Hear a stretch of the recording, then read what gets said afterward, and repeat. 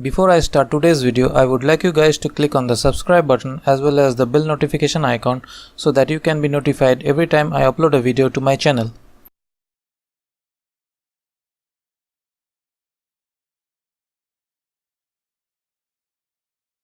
Okay guys, welcome back to the image. The first thing I'm going to do is duplicate the image by pressing Ctrl J, and then I'm going to add a hue saturation adjustment layer to the image. I'm going to enter the value of saturation as -50 and the lightness as -25.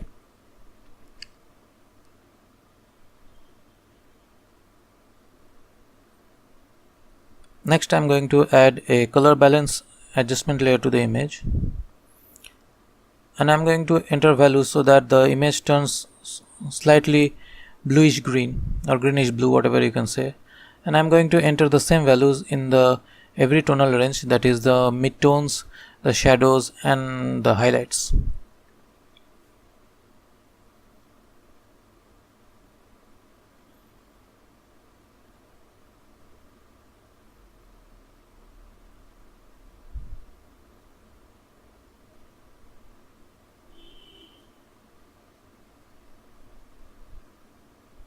Next I'm going to add a curves adjustment layer to the image and give the image a slight contrast.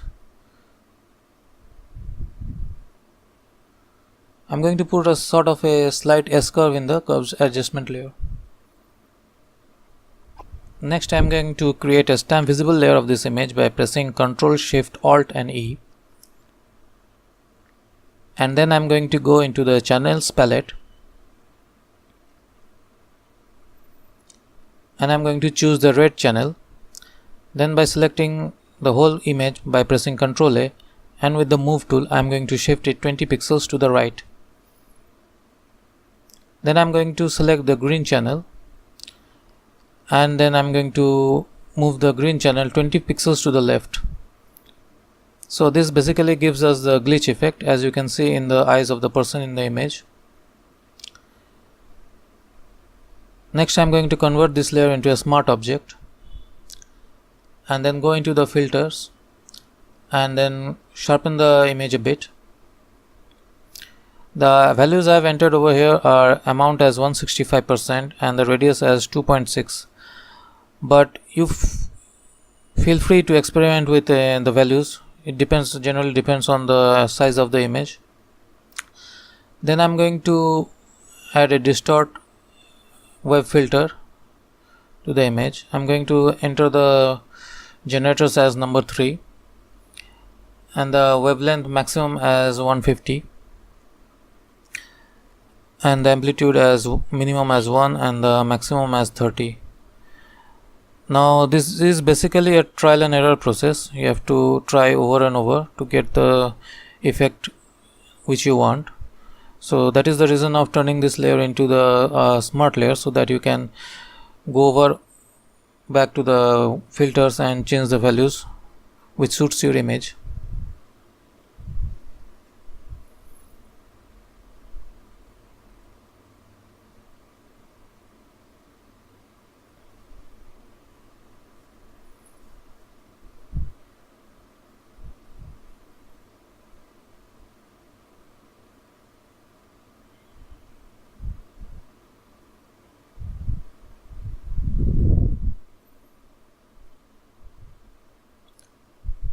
Next I'm going to create a new layer for this image, and with the color picker tool I'm going to pick a dark shade of green from the image.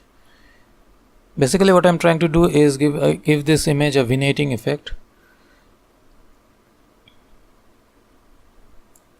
So after choosing the color, I'm going to fill the layer with the foreground color, and then I'm going to add a layer mask to the image, and then taking a big soft brush I'm going to paint black in the layer mask so as to give it a sort of a vignette effect to the image.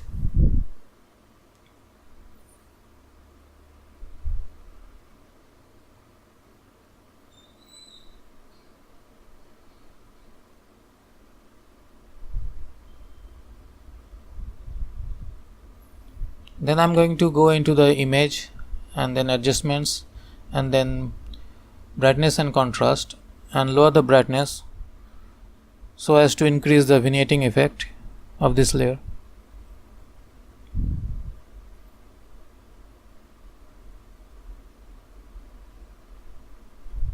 Next I'm going to transfer this texture image, basically copy and paste from this image to the image on which I was working on.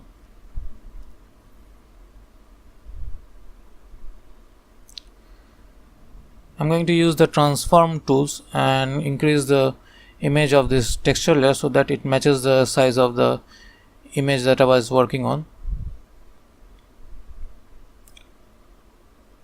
And after that I'm going to change the blend mode to hard light and lower the opacity to something between 25 to 30%.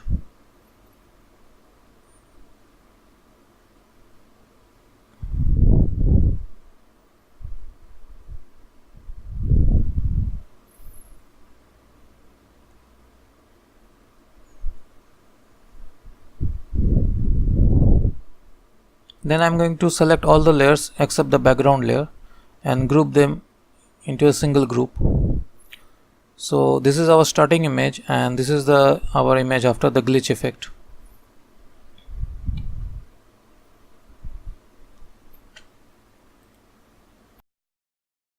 So this concludes the video on tutorial on the glitch effect in Photoshop. I hope you guys like this video. If you like the video, please give it a thumbs up and subscribe to my channel. Anyways, thanks for watching and I will be seeing you in the next video. Till then, take care and have a good day.